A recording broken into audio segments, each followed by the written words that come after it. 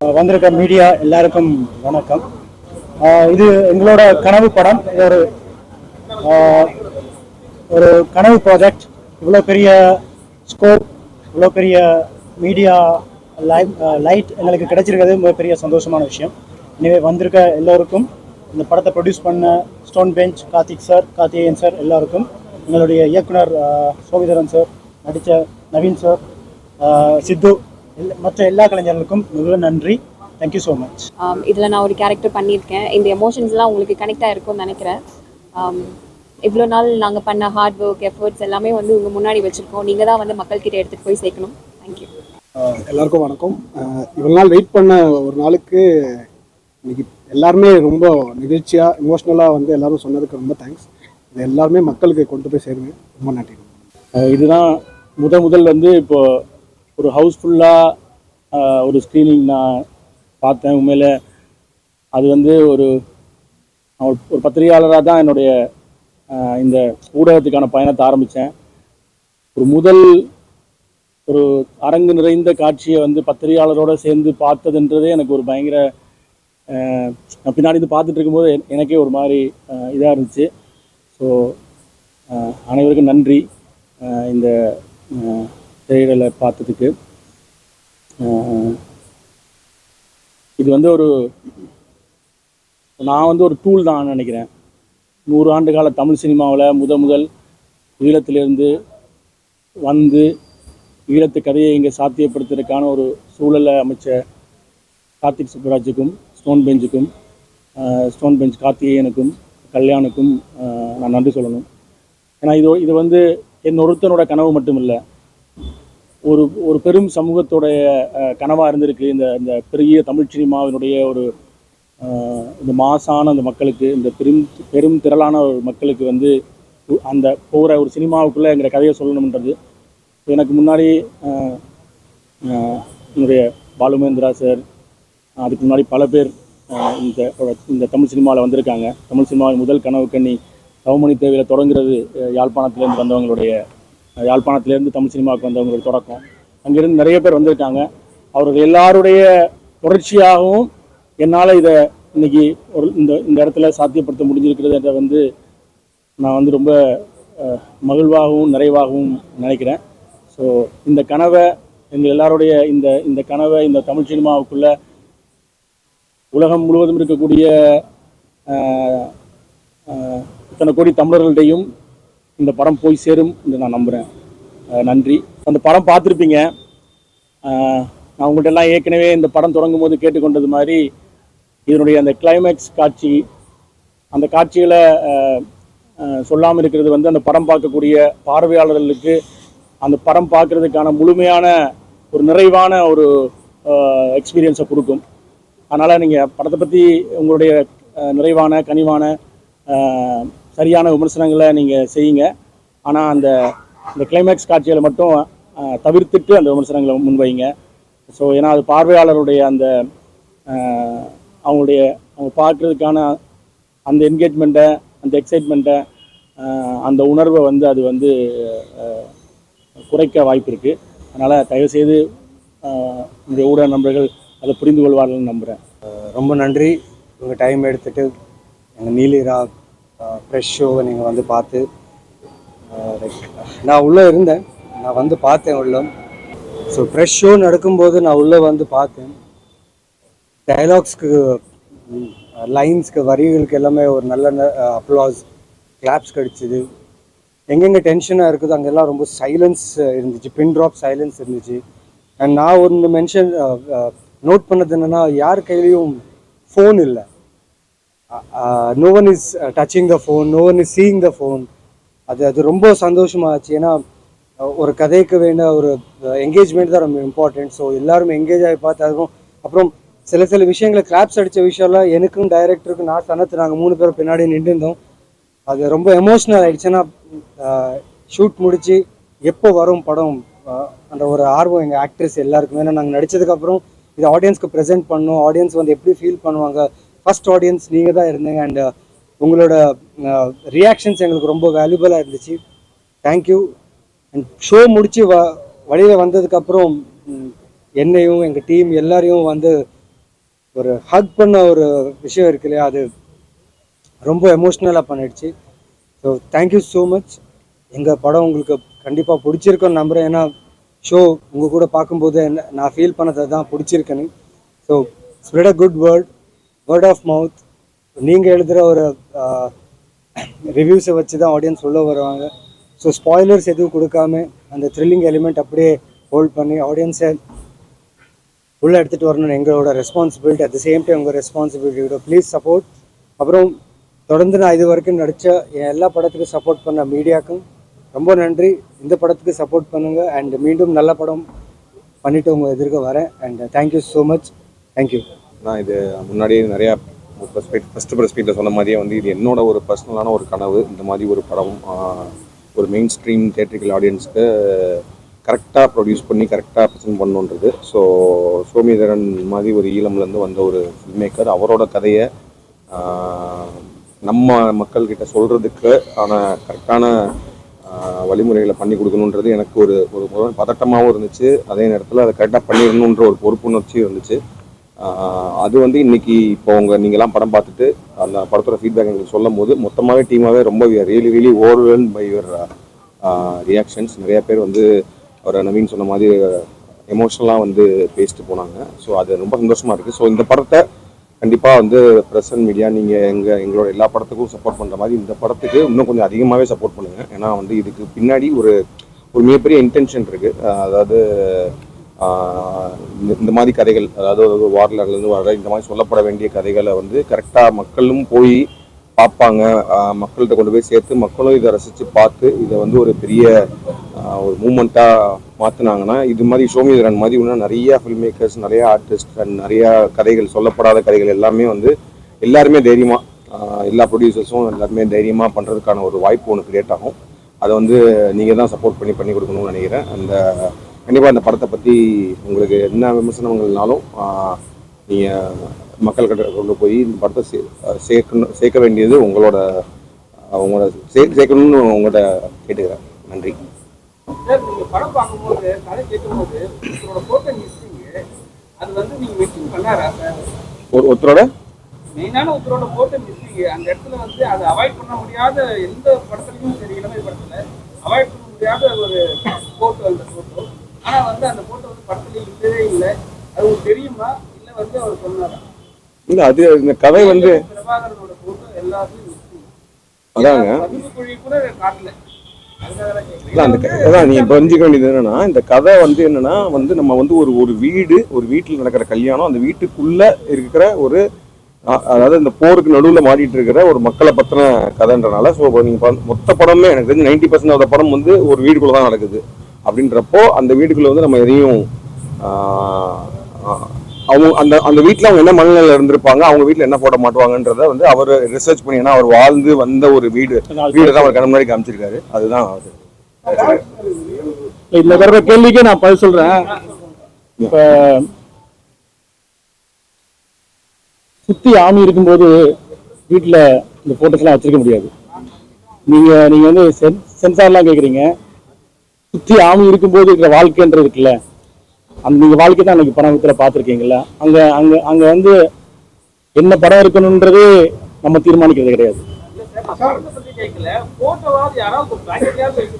இல்ல வச்சிருக்கவே முடியாது. அதுதான் நீங்க வச்சிருப்பாங்கன்னு நினைக்கிறீங்கல்ல, ஆனா அது அப்படி ரியாலிட்டி இல்லைன்றது இவர் அங்க இருந்துட்டு வந்ததுனால அது எந்த நேரம் ஆபீஸ் தூக்க இடத்துல நீங்க வச்சிருக்க முடியாது. வச்சிருந்தா நீங்க என்ன நடக்கும் இல்ல அங்க அதான் சொல்றேன். நீங்க வந்து இது 2 தியேட்டர்ல நடக்கிற கதை. அவங்க நீங்க படம் பார்த்துருக்கீங்கல்ல, படத்துல அவங்க எந்த வகையான ஒரு வாழ்க்கை சூழல் இருக்கு, ஒவ்வொருத்தரும் எப்படி வாழ்றாங்கன்னு இருக்குல்ல. நீங்க போராளிகளா இருக்கட்டும், ஒவ்வொருத்தருக்கு வாழ்க்கை சூழல் வேற மாதிரி இருக்கு. அந்த சூழல் அப்படி எக்ஸ்பிளிசிட்டா இருக்க முடியாத சூழல் இருக்கு இல்லையா? ஆமா, இப்ப என்னுடைய வாழ்க்கை நான் வந்து பிறந்ததுலேருந்து போடுறான். நான் பிறந்ததுலேருந்து என்னுடைய 7 வருஷம் வந்து நான் போருக்குள்ள மட்டும் தான் இருந்தேன். நான் பிறந்து 14ஆவது நாள் யாழ்ப்பாண நூலகத்தில் 97,000 புத்தகங்களோட யாழ்ப்பாண நூலகம் விரிக்கப்பட்டது. அப்பதான் நான் பிறந்தேன். அப்ப இருந்தே போர் தான் எனக்கு வந்து. என்னோட வாழ்க்கைன்றதே போர் வாழ்க்கை. நீங்க உங்களோட வாழ்க்கை சென்னை வாழ்க்கையா இருக்கும், ஒருத்தருக்கு மதுரை வாழ்க்கையா இருக்கும். அந்த மாதிரி என்னோட வாழ்க்கைன்றது போர் வாழ்க்கை தான். எல்லாமே போருக்குள்ள வாழத்தான் நாங்கள் பழகிக்கொண்டோம். ஸோ போர் வாழ்க்கைக்குள்ள தான் நாங்கள் வந்து முழுமையாக வாழ பழகிக்கொண்டோம். ஸோ அந்த போர் வாழ்க்கைக்குள்ள நடந்த பல இரவுகளில் ஒரு இரவு தான் இது. இதுல சொல்லப்படாத பல இரவுகள் இருக்கு. நீங்க ஒரு கேள்வி ஐசன் பண்ணிட்டு இருக்கீங்கல்ல, சொல்லப்படாத பல இரவுகள் இருக்கு. சொல்லுகிற ஒரு இரவு இது. இது வந்து சொன்ன மாதிரி இது வந்து ஒரு பிகினிங் இந்த மாதிரி கதைகளை சொல்றதுக்கு. ஸோ இதில் நம்ம முன்னாடியே சொன்ன மாதிரி இதில் சொல்லப்பட வேண்டிய பல கதைகள், பல ஆங்கிள், பல பெர்ஸ்பெக்டிவ்ஸ் இருக்கு. இந்த கதை வந்து நாங்கள் வந்து இப்போ ஃபர்ஸ்ட் டைமாக இதை வந்து நம்ம கொண்டு வரோம் இல்லையா. இதை எப்படி ரிசீவ் பண்ணிக்கிறாங்க பொறுத்து தான் வந்து அடுத்தடுத்து எல்லாம் தைரியமாக முன்னேறுவாங்கன்ற ஒரு கனவாகவே போச்சு. நீங்கள் ஆனால் அதை வந்து காட்சிப்படுத்திருக்கீங்க. இதுக்கு கார்த்தி சுப்ராஜ் உறுதுணையாக இருக்குது. அதை எப்படி பார்க்குறீங்க? இல்லைதான் இப்போ அவருக்கு வந்து இப்போ நீங்கள் 2009 இங்கே இறுதி யுத்தம் நடக்கும்போது அவர் வந்து பெங்களூரில் ஐடி கம்பெனியில் வேலை பண்ணிட்டு இருந்தாரு. அங்கேருந்து இங்கே நம்ம போராடிட்டு இருந்தோம்ல, எல்லாருக்குமே தெரியும், பத்திரிகா இருக்கு. அதுக்காக அவர் கிளம்பி அங்கேருந்து ஐடி பசங்கள்லாம் பயங்கரமாக அதுக்காக போராடும் போது அங்கே கிளம்பி வந்த இளைஞர் தான் அவர். வந்து அவர் அப்போ ஒரு ஃபில்ம் மேக்கராவோ எதுவுமே இல்லை, சாதாரணமாக 20கள் இருக்கக்கூடிய ஒரு இளைஞர் இங்கே கிளம்பி வந்தார். அங்கேருந்து அவருக்கு அந்த ஈழமீதான ஆர்வம் இருந்துச்சு. அதுக்கு பிறகு நானும் அவருக்கு சந்திச்சு கொண்டோம், நண்பர்களானோ. இப்போ நிறைய விஷயங்கள் இதெல்லாம் பற்றி பேசிட்டே இருந்தோம். அதனால் எனக்கு வந்து நான் என்னுடைய முதல் படம் என்னோட கதையை தான் எடுக்கணும் அப்படின்றதுல இருந்தது. பாலுமந்திர சார் சொன்னதான், நான் ஏற்கனவே இதில் எல்லாம் சொன்ன மாதிரி அவர் வந்து என்னால் எடுக்கவே முடியாமல் போச்சுக்கா, நீ குறைந்தபட்சம் முதல் படத்தையாவது இழுத்து படம் எடுத்துரு. ஏன்னா இங்கே அடுத்தடுத்த வெற்றிகள் நோக்கி போகும்போது நம்ம எடுக்க நினைக்கிற அந்த கதை எடுக்க முடியாமல் போயிடும். அதனால் குறைந்தபட்சம் முதல் படமாவது ஈழத்து கதையை எடுத்துருன்னாரு. கார்த்திக் அதை சொல்லிட்டே இருப்பார், நீங்கள் உங்கள் கதையை எடுங்க, நீங்கள் உங்கள் கதையை சொல்கிறதுக்கு ஒருத்தர் வேணும் இல்லை, அந்த ஊர்லேருந்து வந்து ஒருத்தர் சொல்லணும் இல்லை அந்த கதையன்னு சொல்லிட்டே இருப்பார். அதுக்கான சாத்தியப்பாடு இந்த படத்தில் நிகழ்ந்திருக்குன்னு நினைக்கிறேன். சார் காங்கிரஸ் தலைவரோட படங்கள் வந்து அந்த வீட்டில் இருந்துச்சு, அது எதனால அந்த ஊரில் அதை வச்சுருப்பாங்க சார்? ஈக்குவல் சார் ஃபஸ்ட் இந்த படத்தை எடுத்து உங்களுக்கு காட்சி சார். அதாவது இந்தியன் ஆர்மியும் ஸ்ரீலங்கா ஆர்மியும் ரொம்ப நல்லவங்களா? அப்படி நல்லவங்களா நீங்கள் தான் சொல்லணும். எவ்வளோ பத்திரிகை செய்திகள் ரிப்போர்ட் பண்ணியிருக்கீங்க இத்தனை வருஷ காலத்தில். இந்த 40-50 வருஷ கால போர் நடந்த காலத்தில் தமிழகத்தில் இருக்கிற எல்லா பத்திரிகைகளும் ஈழத்தில் நடந்த செய்திகளை ரிப்போர்ட் பண்ணியிருக்கீங்கல்ல. இந்த ரிப்போர்ட் பண்ணதுக்கு பிறகு இந்த கேள்வியை வந்து நான் என்னோட பதிலிருந்து நீங்கள் புரிஞ்சுக்கணும்னு அவசியமே இல்லை. ஒரு கார்த்திக் சொன்னார் இல்லையா, அதாவது பல இரவுகள் இருக்கு, இதுல நடந்த ஒரு இரவு கதையை இதை பதிவு பண்ணிருக்கு, அவ்வளவுதான். இந்த கதையை லைக்கா மாதிரி இலங்கை உள்ள பூர்வமா உள்ள பல 100 கோடி செலவு பண்ண பல நிறுவனம் தான் தயாரிச்சு, அவங்க தயாரிக்கல. கார்த்தி சுப்ராஜ் சார் வந்து பண்ணியிருக்காரு. அவருக்கு நிறைய பேர்த்த ஏமாற்றம் வந்ததா. அதே மாதிரி நவிச்சந்திரா சார் கேரக்டர் நல்ல கேரக்டர். மற்ற ஹீரோக்கள்லாம் மாட்டான்னு சொன்னாங்களா, அவங்க வீடியோ நல்ல கேரக்டர், அவங்களும் பெஸ்டான கேரக்டர் பண்ணாங்க. சுட்டீஸ்வரம் உங்களுக்கு நிறைய ஏமாற்றம் வந்ததா, நிறைய கதை வந்து இல்லை. நானும் கார்த்தியும் அவர் நண்பர்களாக இருக்கிறதுனால நாங்கள் படம் பண்ணுவோன்னு தான் இருந்தோம். நாங்கள் இப்போ என்னைக்காவது அதை படம் பண்ணுவோம். இந்த கதையை அவர் போய் எந்த ப்ரொடியூசரையும் சொல்லல, அவர் பண்ணிட்டாரு, அவ்வளோதான். ஸோ ஹீரோவும் இல்லாமல் அந்த கேரக்டருக்கு தான் நான் வந்து ஹீரோ எல்லாம். நான் வந்து படத்தில் வந்து அந்த மக்கள் நீங்கள் இப்போ நீங்கள் படம் பார்க்கும்போது நீங்கள் அந்த அதில் வாழ்ந்த உணர்வை நிறைய பேர் சொல்லிட்டு இருந்தாங்க பத்திரிகையாளர் வரும்போது. எனக்கு அந்த முகங்கள்லாம் அந்த ஊர் மாதிரியே இருக்கணும். அந்த முகங்கள் அச்சட்டாக நமக்கு ஏற்கனவே தெரிஞ்ச பெரிய பெரிய ஸ்டார்ஸ் வரும்போது நீங்கள் அவங்களோட இடத்துக்கு போயிடுவீங்கல்ல. நீங்கள் ஒரு ரியலான வாழ்க்கையை பார்க்கணும். எனக்கு அதுதான் இருந்துச்சு. நான் முதல் தடவையாக வந்து ஒரு ஈழத்தோட வாழ்க்கையை நம்ம ரெஃபரன்ஸ் செட் பண்ணுறோம். ஈழத்தோட வாழ்க்கையை ஒரு பெரிய திரையில நம்ம வந்து முதலாக இந்த மக்களுக்கு காட்டும் போது அது ஈழத்தோட வாழ்க்கையாக இருக்கணும். அந்த வீடாக அந்த அப்படி இருக்கணும், அந்த மக்கள் நீங்கள் பார்த்தா அப்படி இருக்கணும்னு நினச்சேன். இல்லை, அதே மாதிரி கேஸ்டிங் பண்ணுறப்போ அது வந்து ஃபுல்லாகவே எல்லாமே ஃப்ரெஷ் ஃபேஸஸ்ன்ற மாதிரி போனப்போ நான் சொன்னது வந்து என்னன்னா, இப்போ என்ன இந்தியன் ஆர்மின்னு வர்றப்போ வந்து நம்ம லெவலில் நல்ல performers whose also very much known, நம்ம ஸ்டார்ஸ் அப்படின்ற மாதிரி. ஏன்னா அப்போ நாங்கள் வேலை பேசினப்போ வந்து ரவிச்சந்திரா அப்போ தான் அம்மூவ் பண்ணிட்டு இருந்தாரு. இந்த மாதிரி பண்ணும்போது நல்ல பெர்ஃபார்மர்னு தெரியும். அதே மாதிரி சனந்த் வந்து என்னோட படங்கள் எல்லாத்துலேயுமே நிறையா என்ன right from short film time is a great பெர்ஃபார்மர்னு தெரியும். அதனால அந்த 2 பேர் மட்டும் நாங்கள் வந்து ஆல்ரெடி படங்களில் நடிச்சிருந்தவங்களை எடுத்தோம். மற்றவங்க எல்லாமே பிரிட்டி மச் பார்த்தீங்கன்னா வந்து புதுசாக இருக்கிற மாதிரி தான் இருப்பாங்க. வெளியுறவுத்துறை சம்பந்தப்பட்ட ஆரம்பிச்சுங்க. இந்திய இலங்கை படங்கள் வந்து சென்சார்ல வெட்டி படமே வரல. சென்சார் எப்படி இருந்தது, கற்றுக்கிட்டாங்களா? சென்சார் ரொம்ப சப்போர்ட்டிவாக இருந்தாங்க சார். நான் சும்மா ஆன்சர் சொல்லணும்னா கொஞ்சம் கட்ஸ் இருந்துச்சு. பட் ஆனால் வந்து சென்சார் பார்த்துட்டு அவங்க வந்து இப்போ ஏன்னா இப்போ இது காமனாக சொன்னது வந்து இப்போ ஸ்டோன் பெஞ்ச் ப்ரொடக்ஷன்லேருந்து நீங்கள் பண்ண படங்களில் this is one of the best அப்படின்ற மாதிரி சொன்னாங்க. அதே நேரத்தில் இந்த வந்து அவங்க இது வாரை பற்றி பேசுது அதுன்றனால வந்து நாங்கள் ஏ சர்டிஃபிகேட் கொடுக்கலாம், பட் ஆனால் வந்து நாங்கள் யூபாரே கொடுக்குறோம், ஏன்னா அந்த கதை வந்து நிறைய பேர் போய் சேரணும் அப்படின்னு சொன்னாங்க. அவங்களோட ரூல் புக்ஸு அதுக்கேற்ற மாதிரி சில விஷயங்கள் இது வந்து வந்துச்சுன்னா ஏதாவது பிரச்சனைகள் வரலாம், அந்த மாதிரி விஷயங்கள் இது வேணாம், இது ஏதாவது அப்படின்ற மாதிரி சில இது சொன்னாங்க. அது நாங்களுமே வந்து மியூச்சுவலாக டிஸ்கஸ் பண்ணிவிட்டு அப்புறம் வந்து எங்களுக்கும் சரி இது எடுத்துடலான்ற மாதிரி தோணுன சில விஷயங்களை எடுத்தோம். மற்றபடி வந்து இது வந்து எல்லாரும் எதிர்பார்க்குற மாதிரி சென்சாரில் பயங்கரமாக இஷ்யூ ஆகிலாம் வரல. Sensor was supportive for this. வெளியில் இருக்காங்க நம்ம பெண்கள் 4 சட்டை ஒரு செட்டை போட்டிருந்தா பரவாயில்ல, 4 செட்டை போட்டிருக்கிறதெல்லாம் பார்த்தா புரியலையோன்னு கண்டிப்பாக சொல்ல முடியாது. ஏன்னா வந்து எனக்கு தெரிஞ்ச வரைக்கும் அவங்களுமே வந்து ஏன்னா அவங்க ஒர்க்கே வந்து படங்கள் பார்க்கறதுனால கண்டிப்பாக அதை புரியாமல் விடுறதுக்கான ஒரு விஷயமா அது இல்லை. புரிஞ்சிருக்கும் அவங்களுக்கு வந்து ஓகே இது சொல்லப்பட வேண்டிய விஷயம் நினைச்சிருக்கலாம். இளமை படம்லாம் வரும்போதெல்லாம் நிறைய பிரச்சனைகள் வரும், தமிழ்நாட்டிலும் சரி எதிர்ப்புகள் நிறைய கலந்துரும். ஆனா வந்து தியேட்டர்கள் நிறைய கிடைக்காது. நல்ல படங்கள் வந்தாலுமே தியேட்டர்கள் கிடைக்காது.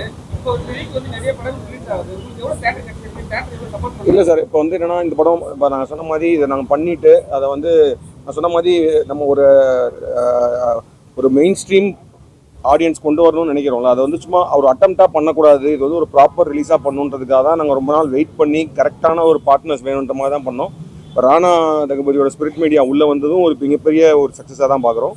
அப்புறம் ஏஜிஎஸ்மே வந்து படம் பார்த்துட்டு அவங்களுக்கு ரொம்ப பிடிச்சி போய் அவங்க தான் இப்போ டிஸ்ட்ரிபியூட் பண்ணுறாங்க சென்னையில். ஸோ இது வந்து ஒரு நம்ம மெயின் ஸ்ட்ரீமாக இந்த பட்ஜெட்டில் வர்ற ஒரு படம் எந்த அளவுக்கு தேட்டர்களில் பிடிக்குமோ, எந்த அளவுக்கு நல்ல தேட்டர்களில் பிடிக்குமோ அந்த அளவுக்கு தேட்டர்களில் ரிலீஸ் ஆகும். ஸோ இதில் வந்து தேட்டர் பிடிக்கிறதெல்லாம் எந்த பிரச்சனையுமே கிடையாது. ஒரு ப்ராப்பரான ஒரு மெயின் ஸ்ட்ரீம் பிக் ரிலீஸ் தான்.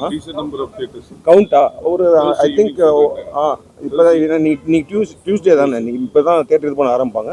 இந்த டார்கெட்டிங் அரௌண்ட் 100 to 125 ஸ்க்ரீன்ஸில் ஓப்பன் பண்ணுறதா ஐடியா.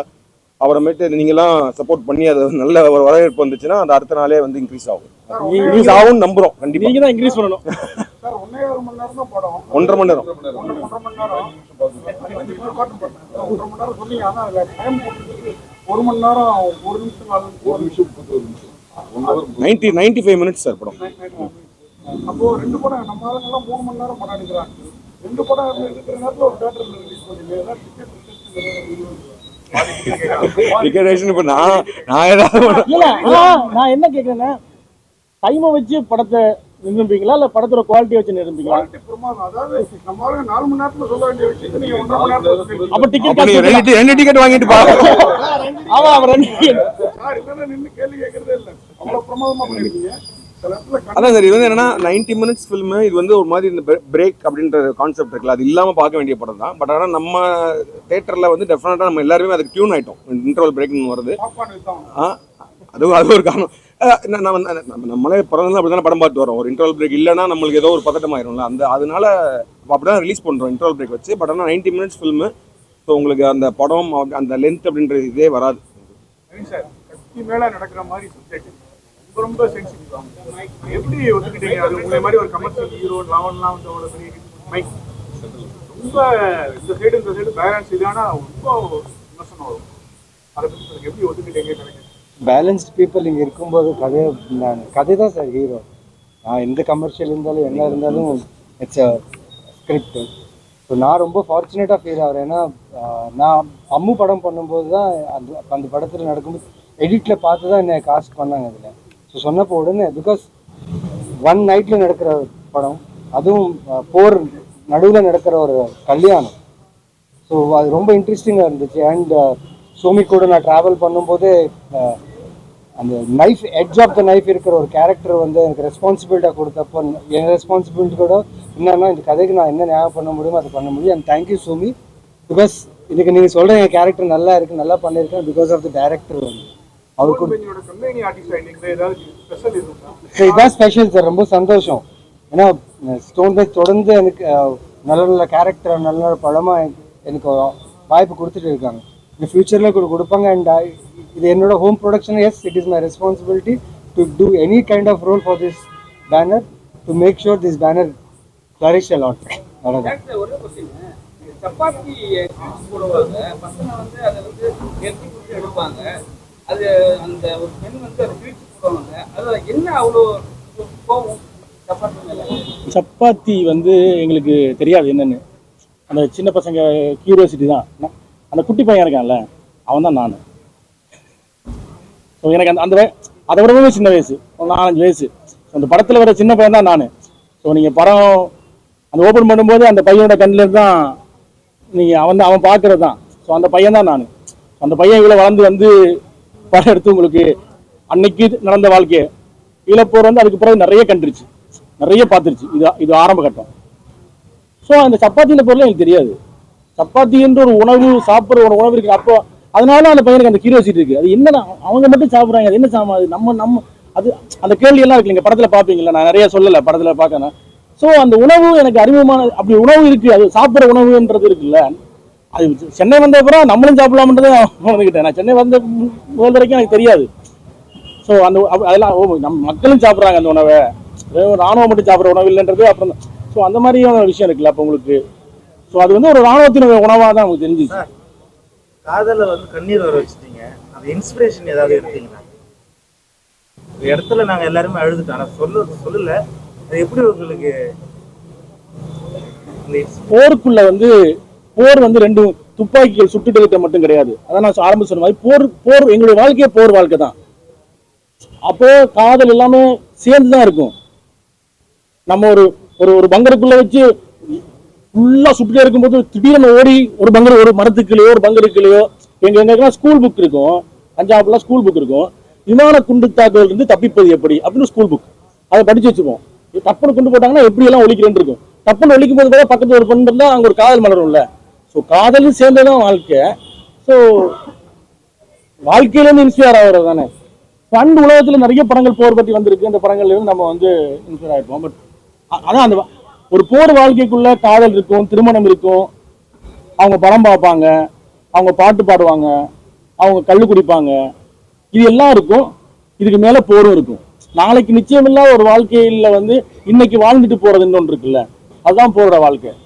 ஸோ அந்த இன்றைய நாள் நாங்கள் வாழ்ந்துருக்கிறதுக்காக நாங்கள் முயற்சி எடுத்துகிட்டே இருப்பாங்க. அந்த சர்வைவல் இருக்குல்ல, இப்போ இதே ஒரு சர்வைவல் த்ரில்லர் தான். நான் சர்வைவல் ஆகுறது இருக்குல்ல, இவ்வளவு நடந்துகிட்டு இருக்கு, ஆனால் நான் இன்றைய நாளை வாழ்ந்துட முடியாதான்ற ஏக்கம் எல்லாத்தையும் இருக்கும்ல, அந்த ஏக்கம் தான்.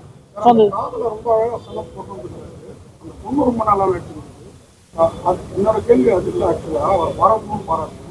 உண்மையாகவே அந்த டயலாக்லாம் சார் அது நெஞ்சு தைக்கிற மாதிரி இருக்குது. நம்ம ஆளுங்க இவ்வளோ குடும்பம் பண்ணியிருக்காங்க. இந்த குறிப்பாக வந்து இந்த வீட்டுக்குள்ளார வந்து சமாதானம் பண்ண வந்துட்டு சண்டையை போட்டுட்டு இருக்கிறது நீங்கள் வேணாம், இந்த மாதிரி வேலைகள்லாம் அதெல்லாம் நீங்களே அங்கே நடக்கிறப்ப அந்த மாதிரி எடுத்து பேசினாங்களா?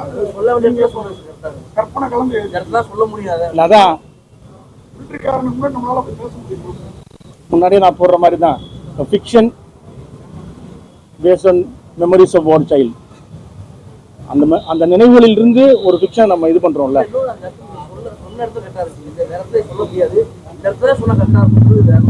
ஒரு நம்ம ஒரு பெரிய நம்ம ஒரு ஃபில்மா பண்ணும்போது நமக்கு கிடைக்கிறது, நான் இந்த கதையை முழுக்க இந்த வீட்டுக்குள்ளே சொல்ல நினைக்கிறேன். ஆனா இது ஒரு பெரிய அரசியல். நம்ம அந்த வீட்டுக்குள்ள இருக்கிற சாமானிய மனிதர்களால முடிவு பண்ண முடியாத அரசியல். இன்னைக்கு வந்து ஈரான்லையும் அங்கேயும் சண்டை நடந்துட்டு இருக்கு. ஆனா நம்ம டீ கடையை மூடிட்டாங்க, நமக்கு சாப்பாடு கொடுக்க மாட்டேன்றாங்க. இட்லி வந்து 3 ரூபா வித்த இட்லியை வந்து 10 ரூபா ஆக்கிட்டாங்க. அந்த முடிவை நம்ம எடுக்க முடியல. யாரும் எங்கேயோ எடுக்கக்கூடிய முடிவுகளுக்கு வந்து நம்ம வந்து பலியாகிட்டே இருக்கோம். ஸோ ஈழத்தில் அந்த போரும் அப்படித்தான். இப்போ நம்ம இந்த கதை நடக்கிற காலப்பகுதியில் அந்த போரும் இருக்குல்ல, அந்த போருமே வந்து அப்படியான போர் தான். அங்கே இருக்கிற 3 பேர் தரப்பும் இருக்குல்ல, 3 தரப்புமே முடிவெடுக்கிற தரப்பு கிடையாது. அந்த அதில் வர அதை ஒட்டி தான் அந்த டயலாக்கை நீங்கள் பார்க்கணும். ஸோ இந்த போர் எதுக்கு நான் சண்டை பிடிக்கிறேன்னு இந்த ராணுவத்துக்கு தெரியாது. அப்ப அந்த கேள்வியில இருந்து தான் அந்த டயலாக் வருது. இப்படி இந்த கேள்விகள் இருக்குல்ல, எனக்குள்ள எழுதக்கூடிய கேள்விகள் இருக்குல்ல. உங்களை மாதிரி பத்திரிகையாளர் தான் நீங்க இவ்வளவு கேள்வி கேட்குறீங்கல்ல. அப்ப நானும் இவ்வளவு, அதுவும் நான் போருக்குள்ள பத்திரிகையாளர் தான் இருந்தேன். அப்ப போருக்குள்ள பத்திரிகையாளர் தான் இருக்கிறவனுக்கு எவ்வளவு கேள்விகள் இருந்திருக்கும். அந்த கேள்விகள்ல இருந்து வந்த பதில்கள் தான் அங்க டயலாக்கா இருக்குன்னு நினைக்கிறேன் நான். அரசியல்வாதிகள் வந்து படம் பார்க்கணும்னு சொன்னாங்கன்னா படம் காட்டுவீங்களா? சீமானம் வந்து படம் பார்க்க வைப்பீங்களா? கண்டிப்பா காட்டுவோம் சார். அதுக்கான கண்டிப்பா போகும். அதுதான் சென்சார் ஆயிடுச்சு. அது இலங்கையில ரிலீஸ் ஆகுது. அது நம்ம ஐ திங்க் செகண்ட் வீக் அப்புறமேட்டு அங்க ரிலீஸ் ஆகுது. ஒரே நாள் ஏப்ரல் 3 அங்கே அதான் இது முதல் தடவையா வந்து ஒரு ஈழத்தோட கதை வந்து உலகம் முழுவதும் ரிலீஸ் ஆகுது. புலம்பெயர்ந்த நாடுகள் இருக்கிற தமிழர்கள் எல்லா நாடுகள், லண்டன்ல இருந்து Canada, France, Germany, Norway, Switzerland, Australia எல்லா இடத்துலயும் ரிலீஸ் ஆகுது. இந்த கதைக்களமான யாழ்ப்பாணத்துலயும் ரிலீஸ் ஆகுது. அதுதான் எனக்கு உண்மையில வந்து இவ்வளவு நாடுகள்லயும் ரிலீஸ் ஆகுது. ஏன்னா சின்ன வயசுல ஒரு கனவு இருந்துச்சு, என்னைக்காவது அந்த ஒரு பெரிய திரையில வந்து என்னோட ஊரை பார்க்க முடியாதா, என்னோட வீட்டை பார்க்க முடியாதா, என்னைக்காவது அந்த பெரிய திரையில வர்ற கரைமாந்தர்கள் வந்து என்னுடைய மொழியை பேச மாட்டாங்களான்ற ஏக்கம் எனக்கு வந்து தமிழ் சினிமா படங்களை பார்க்கும்போது சின்ன வயசுலேருந்தே இருந்துச்சு. இன்னைக்கு அது வந்து சாத்தியப்படுது. அது நான் சின்ன வயசுல அந்த ஏக்கத்துல இன்னைக்கு ஒருத்தர் இருப்பான்ல யாழ்ப்பாணத்துல, அவன் அந்த பெரிய திரையில அதை பார்ப்பான்றது எனக்கு பயங்கரமான தான். அது ஒரு எமோஷனலான விஷயம் தான். இல்ல இந்த ஃபர்ஸ்ட் ஹாஃப் ஆஃப் லைஃப் வந்து ஈழம் தான். அப்புறம் நான் லயோலால விஷுவல் கம்யூனிகேஷன் படி தான் இங்க வந்தேன். லயோலால விஸ்கம் படிச்சதுல இருந்து சென்னை வாழ்க்கை தான். அதனால சென்னை கதையும் இருக்கும். இன்னொன்னு, இந்த ஈழப்போர்ல வந்து தமிழகத்தையும் ஈழத்தையும் பிரிக்கவே முடியாது. ஈழப்போர் கதைகள் எடுக்கும்போது அது தமிழகத்திலையும் தாக்கம் செலுத்தும். தமிழகத்தோட தொடர்பு இருந்திருக்கு. உங்களுக்கு நிறைய வரலாறு தெரியும். 80கள் இருக்கு. அந்த கதைகள் எல்லாமே வந்து ஸோ ஈழமும் தமிழகமும் ஒரு சின்ன கடல் மட்டும்தான் நடுவில் இருக்கு. மற்றபடி வந்து உணர்வுகளால ஒன்றான விஷயம் தான். அதனாலதான் நான் நம்பிக்கையா இருக்கேன். இந்த படத்தை வந்து தமிழ்நாட்டில் மக்கள் ஏற்றுக்கொள்வாங்க, அவங்க புரிஞ்சு கொள்வாங்க. இதுவரை காலம் ஈழத்து கதை எடுத்தா அது வந்து மக்கள் ரீச் ஆகாதுன்னு சொல்றாங்கல்ல, அது உடையும் நான் நம்புறேன். ஸோ அதுதான் இன்னைக்கு நீங்க படம் பார்த்ததுக்கு பிறகு நான் புரிஞ்சுக்கிட்டது. இந்த படம் பார்த்துட்டு இவ்வளவு பேர் வந்து அவ்வளவு உணர்வுபூர்வமா இருக்கும்போது, அதான் ஆரம்பத்தில் சொன்ன மாதிரி ஒரு ஹவுஸ்ஃபுல் ஸ்கிரீனிங்கா இருந்துச்சுல்ல, இந்த ஹவுஸ்ஃபுல் ஸ்கிரீனிங் வந்து ஒவ்வொரு நாளும் 3ஆம் தேதியில ஆரம்பிச்சு நடக்கும்னு நான் நம்புறேன். தமிழகத்துல அது ஒரு பெரிய பாதையை, இது வந்து ஒரு சிறிய இதுதான், ஒரு பெரிய சிவர் இருக்கு நமக்கு முன்னாடி. அந்த சிவரை உந்தி தள்ளுற வேலை தான் இந்த படம், இந்த சின்ன படம். இதை உள்ளி உந்தி தள்ளிச்சுன்னா தொடர்ந்து வரும் நிறைய.